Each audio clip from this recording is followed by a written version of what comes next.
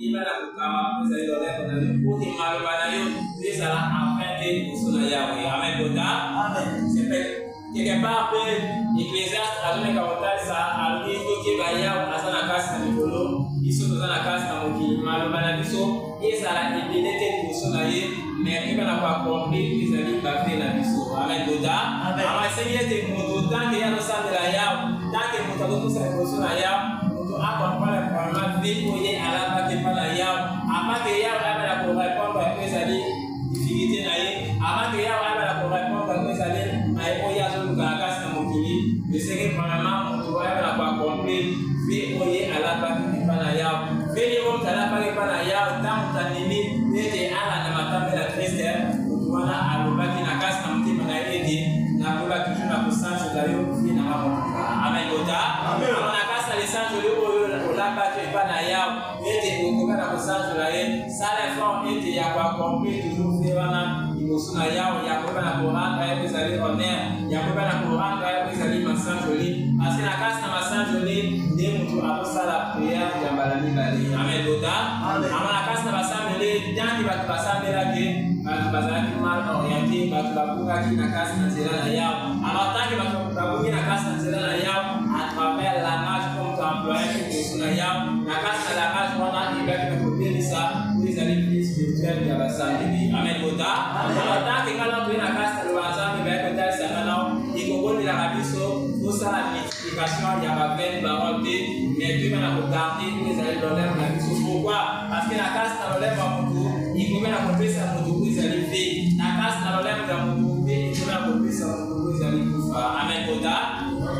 Alors na kasi na lelo sabele sala effort ete na kasi na langage na yo yeba na kozala sec liboso na yao te na langage na yo yeba na kobelisa ezali vie spirituelle na yo te mais na kasi na langage na yo ete sala effort ya koveye na kasi na langage na yo to na kasi na lolemo na yo ete yeba na kobelisa partout ya vie na te tango na kasi na mokili mais langage na yo yeba na kopesa yo vie na kasi na mokili. Amen kota. Amen. Alors na kasi na yo deja kaye kotalisa ete na kasi na moto oyo alobi ete azala mosambeli soki atenye ezali langage na te to lolemo na ye akani yango te sek motu wana azotrompe ezali fiere na ye mpe losango ya motu wana ezali pamba liboso na yawe. Amen kota. Amen. Tokali malamu quelque part bakobeta mpe lisolo ya lolemo na balobi na kasi na lolemo ezali blessement mpe na kasi na corps ya motu. Alors na kasi na blessement wana balobi soki motu atenye ekorse na mote na kasi na motu wana akoka na kobebisa ezali parcours ya vie na ye na kasi na motu soki atenye ekorse na kasi na lolemo na ye te na kasi na motu wana ete liboso na yao ete priere na ye ekokala kozala pamba. C'est na kasi na yo tanke ozokifa na kasi na mokili c'est pourquoi na temps ya triste ntango ya kosukola bayekoli makolo ntango ya sisi kosukola bango makolo ekomaki na temps ya Pierre alobi okoki kosukola maka makolo te mais esengi kosukola ezali diligence na mai. Amen kota.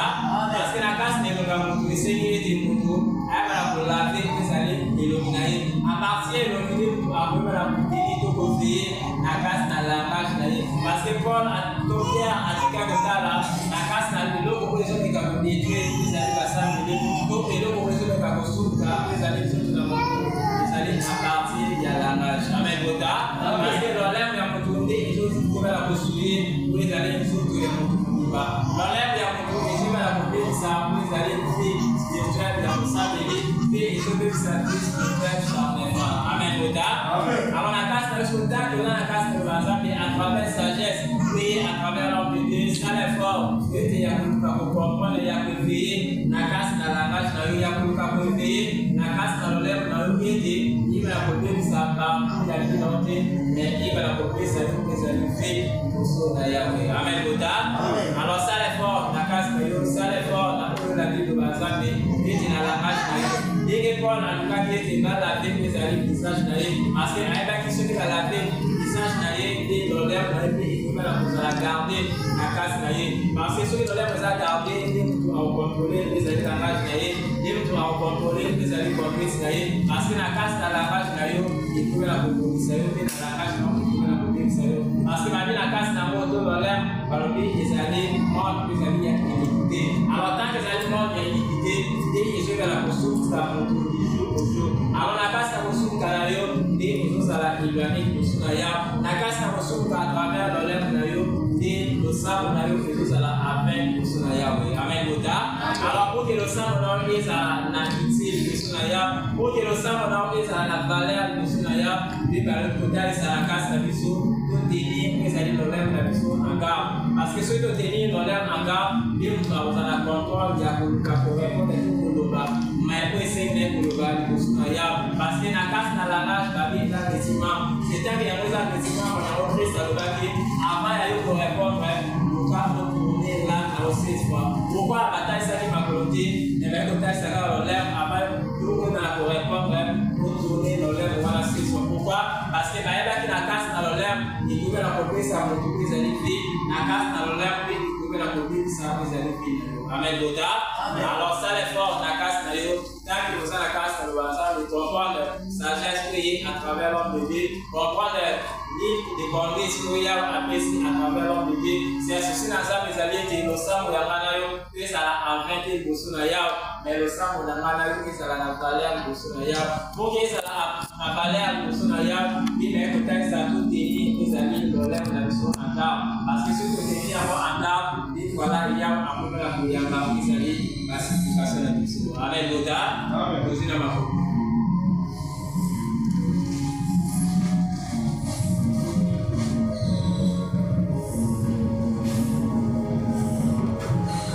Amen.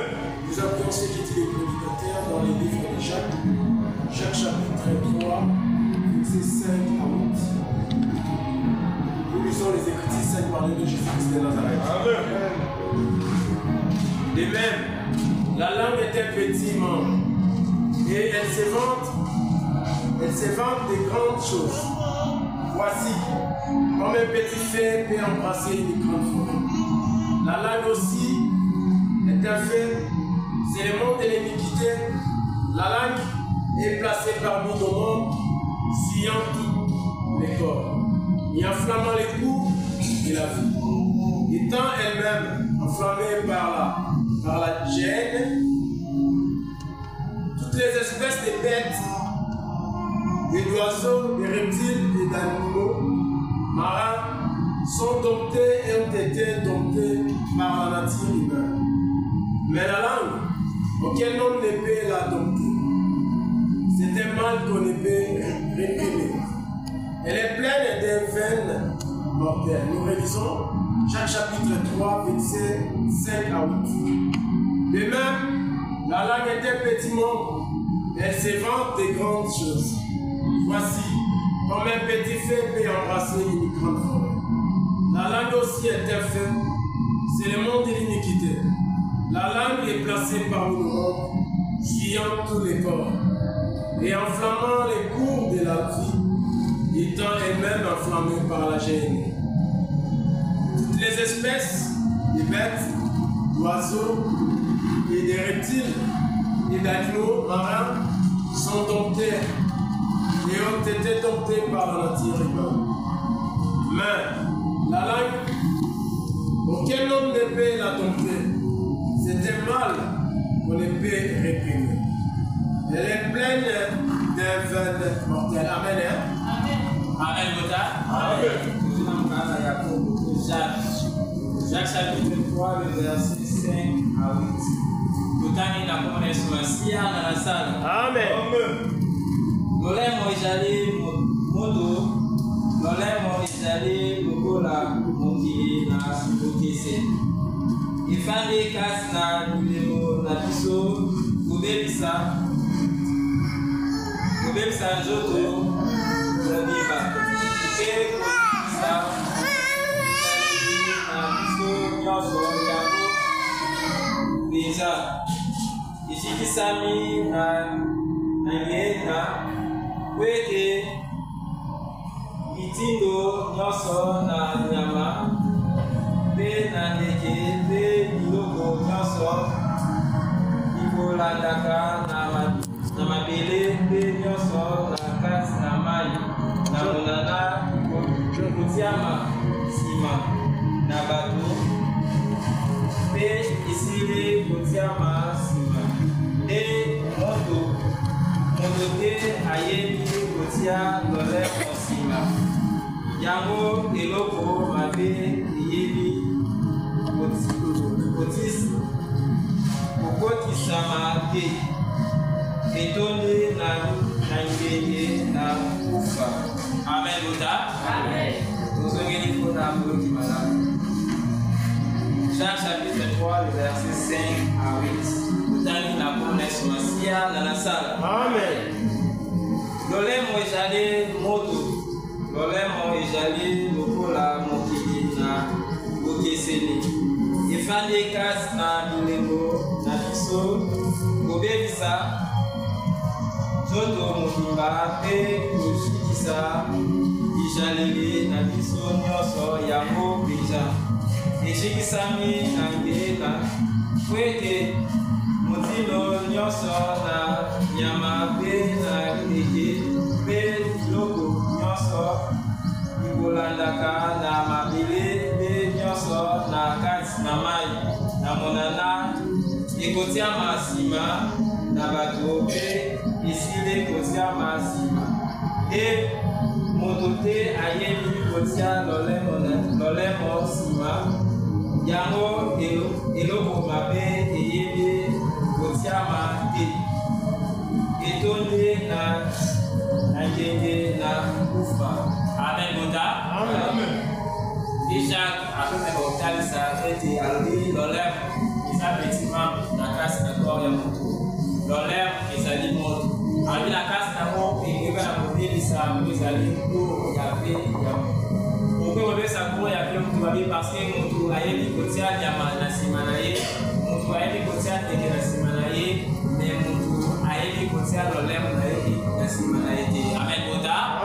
Alors la kasi na moto alukaka aplace lolem na ye boso ya kasi na bapene par rapport liko eza na kasi na lolem mpona koluka kodétruire ezali prochaine na ye mpona koluka kobebisa to kokoma po ezali ekelamu na yawe. Amen Buddha. Na parti ya lolem nde motu akoki kobebisa po ezali motu. Na parti ya lolem mpe motu ayebi kokoma po ezali motu. C'est pourquoi babi eza mort ya iniquité. Alors tant que yango eza mort ya iniquité esengi na kasi na motu ete ayebela kopeye na kasi na lolem na ye. Pourquoi? Parce que na kasi na lolem nde motu akopambola po ezali yawe. Na kasi na lolem nde motu akoki bape na bomodi po ezali yawe. Amen Buddha. Alors comment motu amodi yawe na kasi na lolem na ye? Oui, ngana mpe tozalaki na bisambeli po tozalaki. A partir ya la marche na biso nde ebebisaki vie na biso. Même si toza na kasi na lobanzambe soki motu azoyeba kotenir po ezali na marche na ye te tu lolem na ye te seki na motu wana losambo na ye ezozala apen liboso na yawe. Amen Buddha. Alors sala effort na kasi na yo po oza na kasi na lobanzambe ya koluka kofeye na kasi na la marche na yo ya koluka kofeye na kasi na lolem na yo. Pourquoi? Parce que na kasi na lolem na yo ezosenga yeba na kobimisa po ezali bénédiction na yawe à travers prochain na yo. Na kasi na lolem na yo ezosenga te na kasi na kosambeli oyo mpe ezali lobanzambe lolem na yo yeba na kobimisa po ezali mensonge te mais lolem na yo yeba na kobimisa po ezali vérité. Parce que na kasi na vérité nde ekoyeba na kobimisa po ezali vie spirituelle na yo. Parce que sotali malamu na kasi na basambeli tozosambela nzambe mais vie spirituelle eza bloqué. Tozosambela nzambe mais vie spirituelle eza déjà détruit à travers lolem na biso. Amen Buddha. Alors na kasi na lolem tozalaki nango nde na balosango tozalaki nango na kasi na lolem na biso toyebeyaki na kasi nango te ole toyeba na kopesa honneur epai na yawe nde tokaki na kozala orgueil liboso na yawe. C'est homme taki na kasi na losango ole motu aza na kasi nango mikikisa mais à travers lolem na ye motu aza na kasi na orgueil liboso na yawe. Amen Buddha. Na kasi na lolem na ye nde motu abandi komodi po ezali prochain na ye. Na kasi na lolem na ye nde motu abandi koboma po ezali ikelamu na yawe. Na kasi na lolem na ye nde motu abebisi po ezali bango ya vie na ye. Alors na kasi na biso tanke lelobaki ye eye mpo ke ebongisa po ezali vie spirituelle na biso eye mpo ke edebloke biso na kasi na blocage po tozalaki nango mais mpo ke tozala debloke na ngana po tozala kasi na bazambe totenir compte na kasi na langage na biso. Amen Buddha. Parce que soki totenir compte na langage na biso nde vie spirituelle na biso ekozala na avancement. Soki tozotenir compte na langage na biso te soki lolemo na biso ezozala sec liboso na yawe à travers ya koyimayima à travers ya balangage po ezali sec na kasi na parole ongana toyambi sec vie spirituelle na biso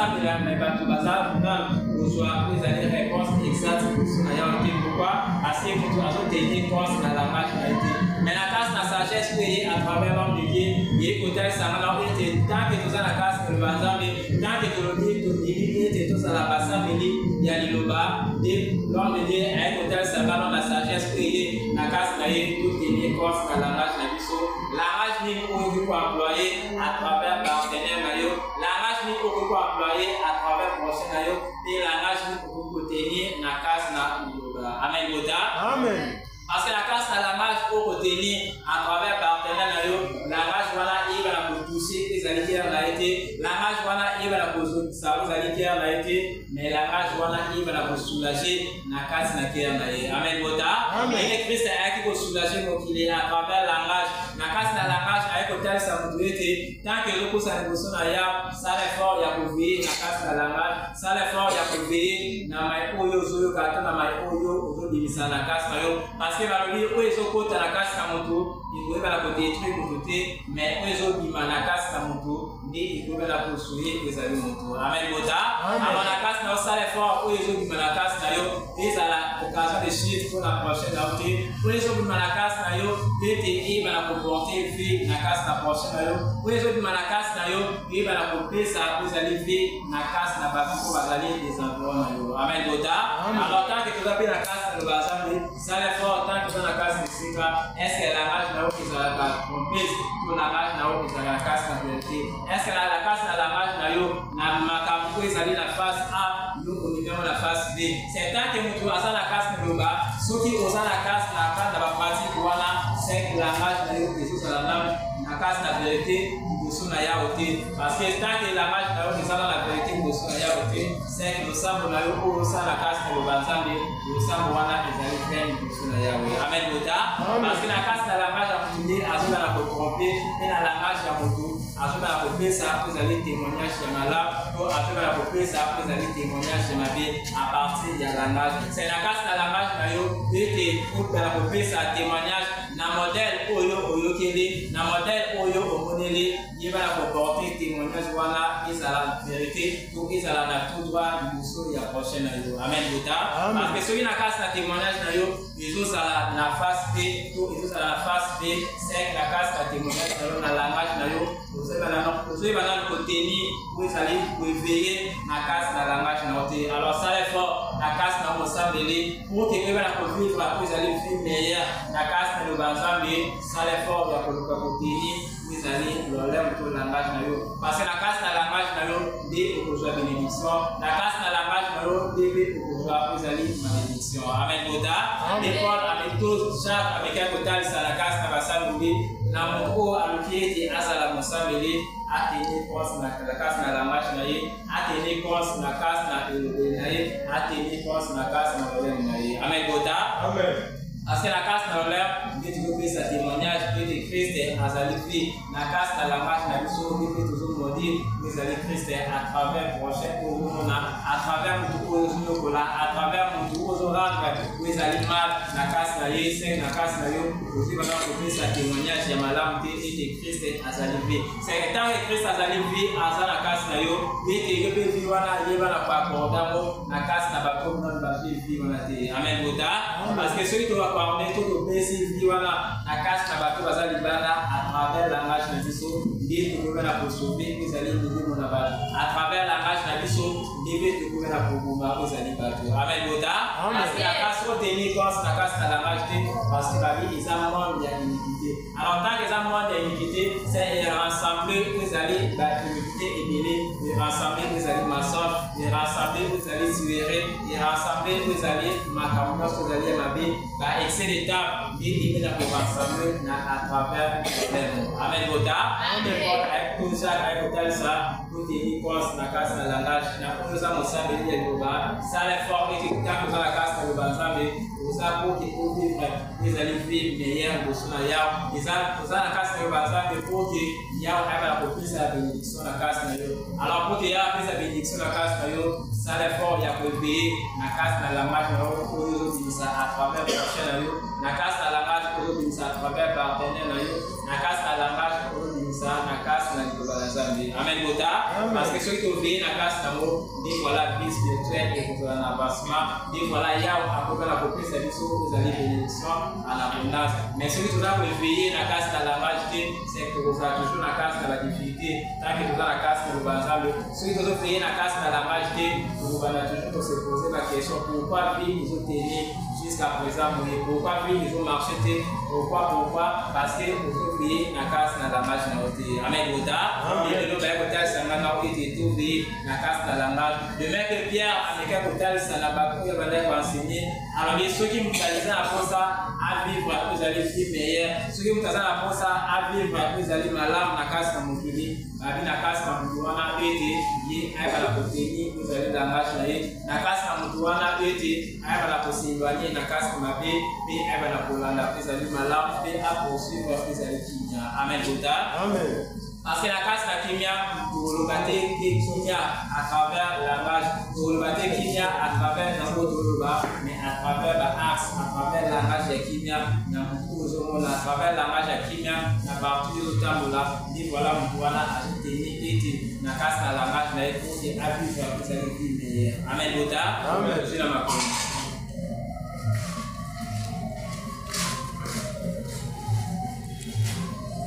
Amen. Amen. Nous appuyons les prédicateurs dans les livres de Pierre, Pierre chapitre 3, verset 10 à 12. Nous lisons les Écritures saintes par le justice de Nazareth. Si quelqu'un, en effet, veut aimer la vie et voir le jour heureux, il préserve sa langue du mal et ses lèvres de la parole trompeuse, qui s'éloigne du mal et efface les biens, qu'il cherche la paix et la poursuit. Car les yeux du Seigneur sont sur le juste et ses oreilles sont attentives à leurs prières. Mais à la place du Seigneur et contre ceux qui font le mal. Nous réalisons 1 Pierre chapitre 3 verset 10 à 12. Si quelqu'un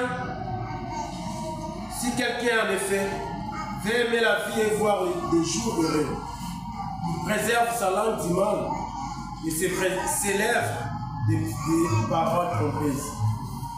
Il s'éloigne du mal et fasse le bien. Il cherche la paix et la poursuit. Car les yeux du Seigneur sont sur le juste et ses oreilles sont attentives à leurs prières, mais la face du Seigneur est contre ceux qui font le mal. Amen. Amen. Amen. Amen.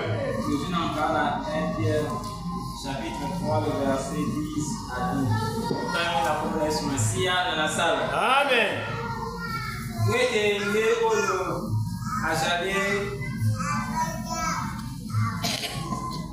Ajali na kosa na kosepela bomo pe komona mikolo malamu tika ete apekisa lolemo na ye makambo mabe pe libebu na ye maloba na kojibisa apengwa longwa na mabe pe asala malamu aluka kimia pe apengana yango kwete miso na nkolo mazali epai na bayengele pe matoi na ye epai na maloba na bango nde elobi na nkolo etemeli bango bakosalaka mabe. Amen. Goda. Amen. Tozongeli mpona koloti malamu. 1 Pierre chapitre 3 le verset 10.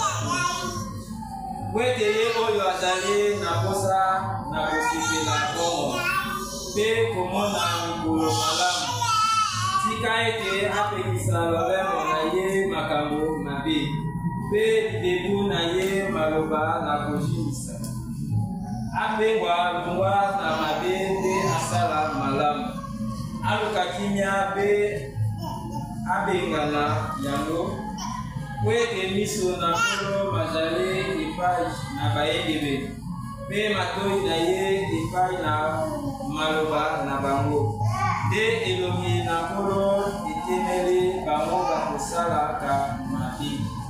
Amen. Amen. École Pierre azomeka kotalisa soki kutana na posa à vivre des années meilleures. Si vous avez pour ça, à mon ami, pour le mime, la casse dans mon fini, à l'oublier, à la coquille, ça peut aller.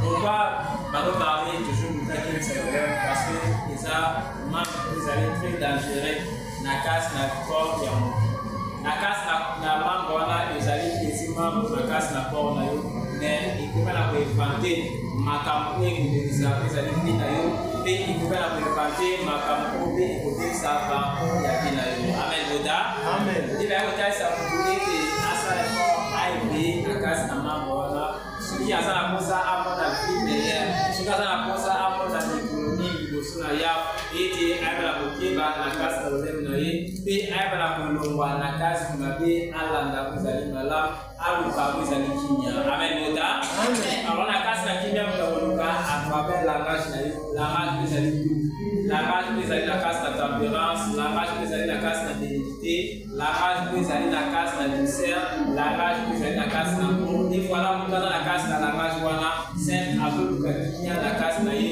azoluka kimia na kazi na foyer na ye azoluka kimia des environnements place ye azotamula amen Boda parce que azana posa abu kwa kuzali meilleur azana posa yeke dioma ya fina na kazi na mukili na bi charler oye azoluka na kazi na mukili pe na bi spirituel oye azoluka kwa tanda teni pe de tuana eza la meilleure à travers langage na yo et voilà que ça la meilleure amen Boda et va dire na ya utazali na kazi na baigere beli to na ye ikoyoka uzali kusama na bango mais babi elo na ya utazali contre na bakamba kusala ka amen Boda amen na kusala babi we na kazi na pratique na langage kusala babi na langage de masuka c'est la kazi na langage na bisoki c'est la kazi na vérité mais la kazi na langage na bisoki c'est la vérité à travers à travers partenaires à travers la casse de Komanaya, à travers les champions au Tabula.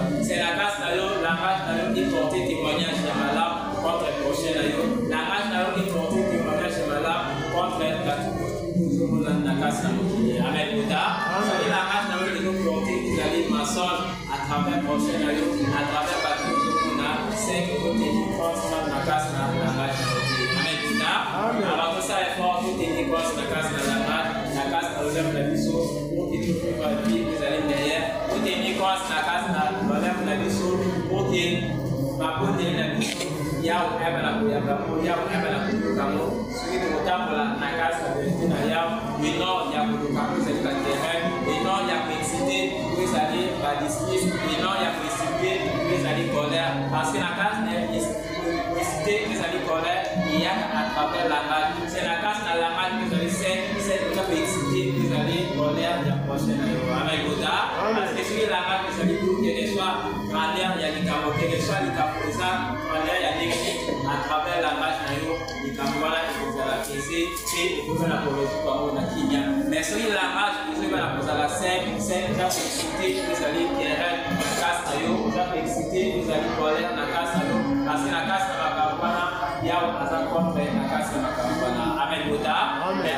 il y a un hasard pour la casse à vous, les gens, vous avez la même langage, vous avez le même sentiment, vous avez la même comprise, vous avez la casse à douceur, la casse à conférence, pour que tout qui peut éveiller la casse à la page de l'issue, et voilà, il y a un après la boyoka, les amis à vous, les amis, et il y a un après la boyoka, la casse à l'issue. Amen Boda. Amen. Vous savez comment il y a un après la boyoka, c'est une 16e conférence.